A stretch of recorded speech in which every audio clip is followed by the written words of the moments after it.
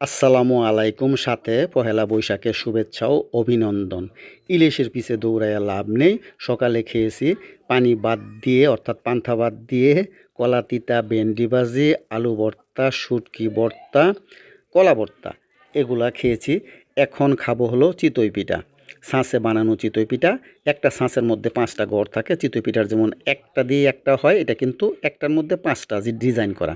দেখুন চিতই পিঠা দেওয়া হয়ে গেছে, এখন উঠাইতেছে। হয়ে গেছে, দেখুন কিভাবে ফুলে উঠছে সুন্দরভাবে, কি সুন্দরের একটা কালার চলে আসছে। খাবো হলো এটা গরুর মাংস দিয়ে। এখন আর সেই ইলিশ মাছ আমাদের কাছে সোনার হরিণ। ইলিশ মাছের দিকে তাকায় লাভ নেই। একসময় ছিল বাঙালির ঐতিহ্য ইলিশ মাছ, পান্তা ভাত, ভর্তা, বিভিন্ন ধরনের ভাজি। এগুলো আর এখন নেই। এখন খাবো হলো শুধু চিতই পিঠা আর গরুর মাংস। এইভাবেই আমরা বরণ করে নিব নতুন বছরকে, নতুনভাবে, নতুন খাবার দিয়ে। আল্লাহ হাফেজ।